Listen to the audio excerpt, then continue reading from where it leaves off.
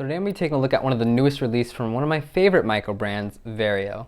And this was a pretty successful Kickstarter campaign, their Vario World War I trench watch. Was pretty excited to get it in, so let's take a look at it. We have a diameter of 36.9, a lug to lug of about 44.2, a height of 12, and a lug width of 18 millimeters. Some other general specifications for the watch: we have the Miyota 82S5 movement beating away in here. It is hacking and hand winding, which is nice to see. It's a little grainy, but you know, it is a more affordable movement. There we go, hacking there. It is not quite as loud as some other Miyota movements are, but you still do hear the rotor from time to time. Mine's running pretty decently, around like 10 seconds a day or so. We have 100 meters of water resistance with a screw down crown, which is really nice to see. We also have a double domed sapphire crystal there, with inner AR coating, beautiful little sapphire, and C3 Lume applied to the hands and the markers all around. And last but not least, this retails for around the $300 mark. Right now it's $313, I believe, on the Vario website, and I think like $350 or something is retail, so not badly priced at all.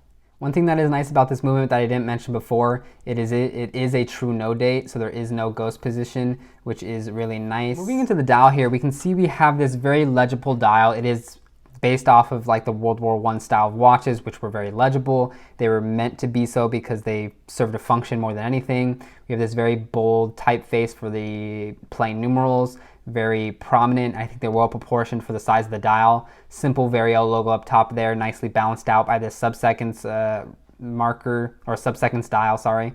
One thing to note, again, this dial is enamel, so you get this nice, beautiful, deep, rich black tone, which obviously catches reflections like crazy everywhere. We get this nice bright white section for the sub-seconds, with this nice black painted track. We also have the railroad track along the outside here, very small, a little bit more discreet, very nicely executed. Cathedral handset, which is, again, old world styling, reminiscent of older watches. Pretty nicely done overall, no complaints there. And just to note, we do have C3 Superluminova, and I don't know how well it's coming across in this lighting, but it is a slightly different shade than the white of the enamel sub-seconds, so that's just something to note. Clean design, it doesn't use any text it doesn't need because the only text on there is Vario. I think everything looks very nice. It is just a good looking, nicely designed watch overall. Zooming in a little closer, we can see Vario done in this nice bright white font that matches really nicely with the white enamel sub-seconds. We can see the actual numbers are outlined in this black text to give them a little bit more contrast, which is a nice touch. It also has this little bubbly effect, which I don't notice very often, but at least it's there, I guess. And here we can kind of note the fact that not only do the hour hand Lume signature slightly differ from the hours, or different from the minute markers, but again, differing from that sub-seconds track there as well. I don't think it looks bad by any means, especially since like the white is mirrored in the logo, and then the kind of Lume is mirrored in the hands. So not too bad overall. I think the shape of the hands are really nice. They are, I think, properly sized. The hour marker goes all the way out to the actual numerals, and then the minute marker goes all the way out to the minutes track. So nice design details there. I like this little center stack portion because it seems a little bit like concave towards that middle stack. It is a little dirty towards the very, very middle, but this isn't the most highly priced watch, so there's going to be like some small details like that. Obviously a little bit of roughness around the actual edges of the hands. But overall, in the general printing itself, there's not a lot wrong with it. A tiny little dot there in the sub-seconds area, but the printing for the numerals are all really nicely done. No actual imperfection with the Lume infill or anything like that. Overall, very, very clean dial. Obviously, reflections everywhere just because it is such a deep, inky black. But well done, well executed, very nicely stylized, and really no complaints. Moving on to the case of this watch, and it is pretty interesting because it is styled after like a trench style watch. Vario actually decided to go with true wire lugs. They are actually kind of like, you know, welded on, quote unquote. They don't take a spring bar, you know, they are fixed. So it is interesting because you don't see a lot of watches go for the true lug like this anymore. Usually they kind of have this be an actual spring bar so you can use other straps with it. I might have preferred that, but I appreciate the fact that the people over at Vario decided to go all the way with the design. It looks cool. It does fit, obviously, the vibe the watch is going for. But looking at the case more generally, as we can see, we have a very, very circular mid case, and that's literally a consequence of the fact that it's a circle with welded on lugs. So this wears a little smaller than the dimensions of 37 millimeters would kind of suggest, because you don't have that kind of nice lug outcropping you would have from a normal 37 millimeter watch. We see we have all horizontal brushing along the mid case here with this nice high polished bezel. Everything again very circularly done, but the high polished bezel does add a nice relief to it. You can kind of see the mid case because it bowls out from the actual bezel, so you can see both finishings looking straight on at the watch, which I think is nice. Again, screw down crown, which is also signed. It's a very nice crown to grip, but the unwinding experience isn't the best. It's not the smoothest. And also screwing it in, it gets stuck about halfway through, and you just have to kind of power through and then keep screwing it in. I don't know if it just needs a little bit of lubrication or whatnot, but it's a little bit hard to screw it in. Not a major deal because it still does get all the way in, but just something to note. Looking at the case back here, we have something very, very stylized, and I think it's a very nice addition. I know Ivan also offers a display case back if you'd like that, so that is one option, but I think for this price point and for the movement being relatively undecorated, this is a nice way to go, especially since it's such an intricate, detailed kind of engraving here. Looks really nice. I think it just is beautifully done. It has the poppies to kind of commemorate World War I, obviously the soldier here, and I just think it looks cool. You see here on the case back, among the general text, there is also 11/11/1918, which was the day World War I ended, so a nice little nod to kind of the rest of the design of the watch.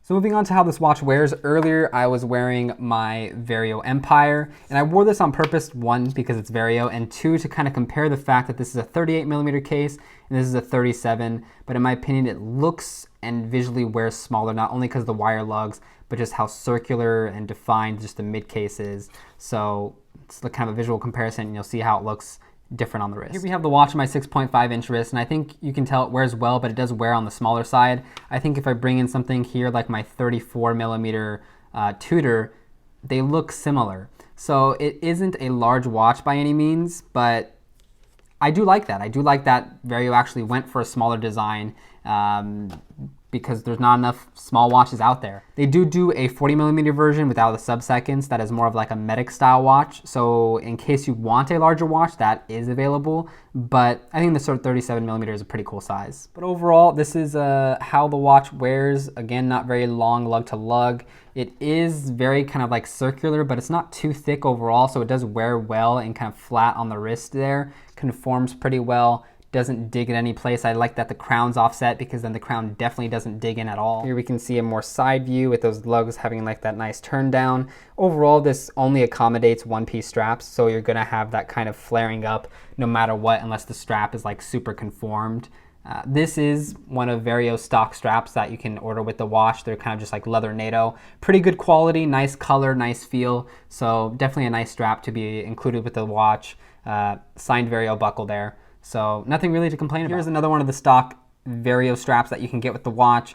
This nice, beautiful, beautiful dark green leather. I think it works really well with this model in particular because it has that slight green tone to the C3 Lume, which kind of is brought out by this nice green strap. Just looks really nice. There we have it on my 6.5 inch wrist. Wears well again. I really love that Ivan went for the smaller size, and even though it's stated at 37, it does feel smaller. It maybe feels more like a 36, maybe even a 35 millimeter.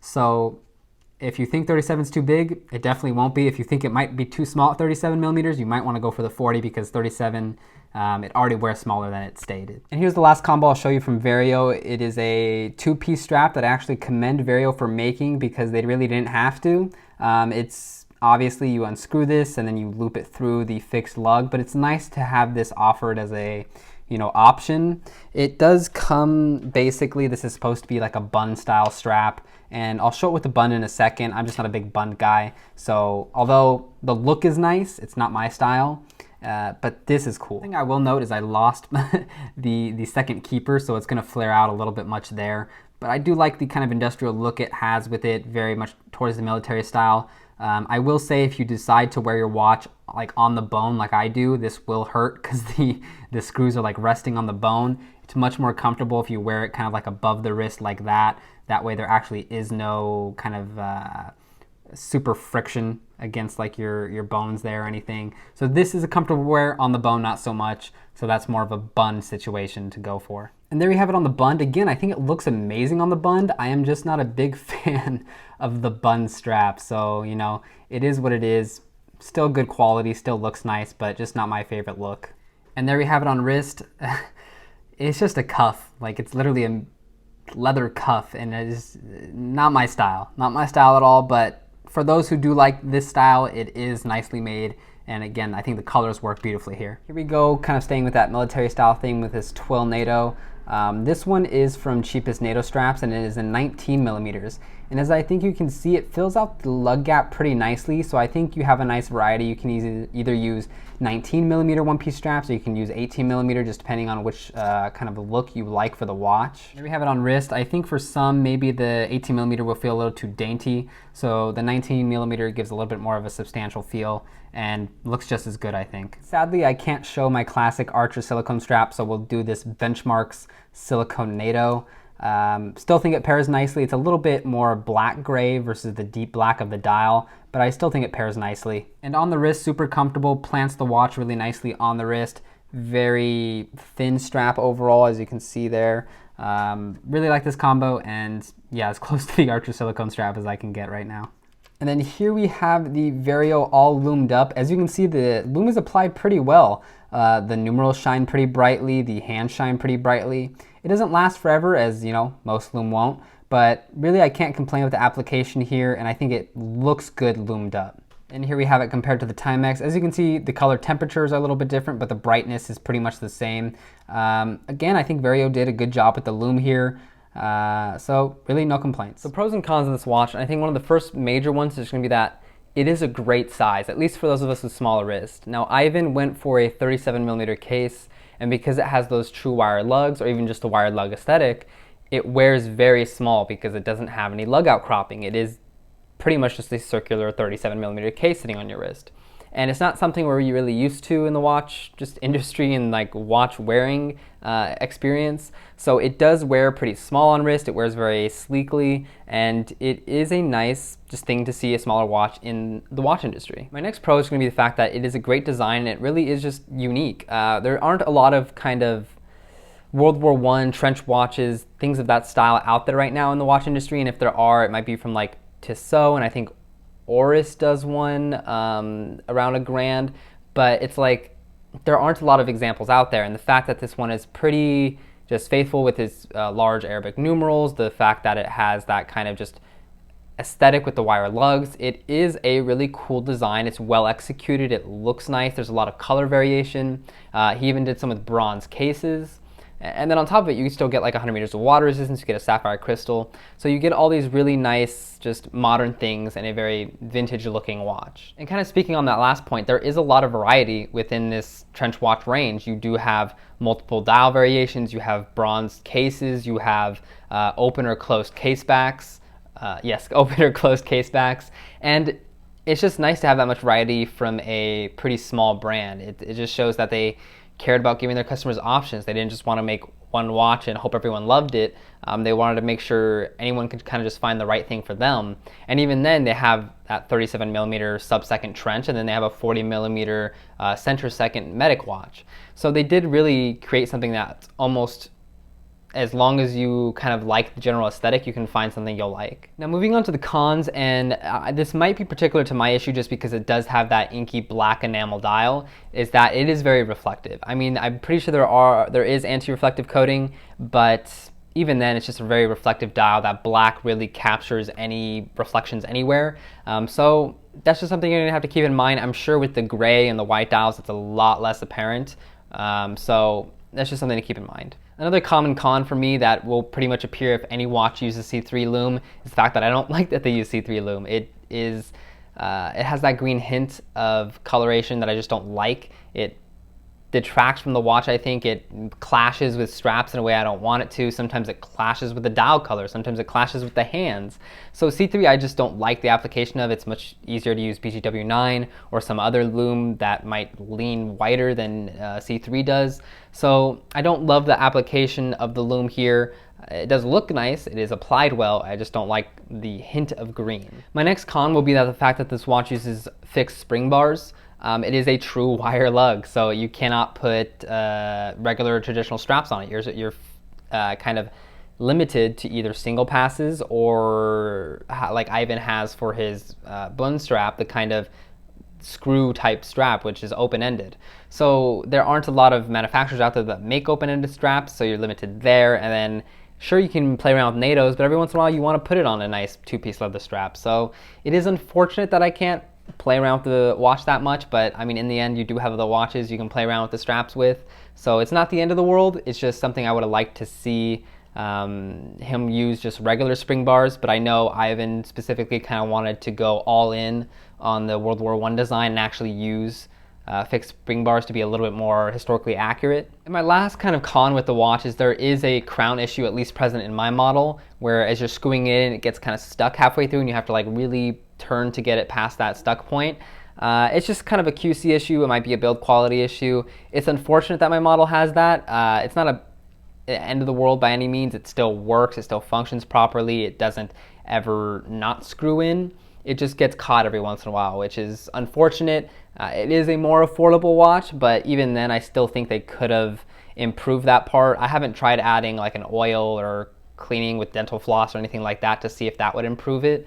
But you know, you shouldn't have to kind of alter your watch anyway once it comes new to make it work a little bit better. So that's just my opinion. So final thoughts on this watch, and I do think it's a really, really cool and interesting watch at the price point. It offers a design we really don't see in any other watches. It offers kind of just uniqueness. It is in a smaller size again, so it fits those of us with smaller wrists. It has a lot of variety. It is a pretty cool watch. It's from a nice micro brand, which I would love to support. And I think it is just a watch you would enjoy having. It is a nice change of pace in a collection. Of course, you have those fixed spring bars, but you can always have fun with tons of NATOs and leather NATOs, and you know, Vario offers some of their specific straps that fit it. So I really don't have a lot of complaints about this watch. I think it is a really fun watch to own as long as you can get past that C3 green tint issue that I have.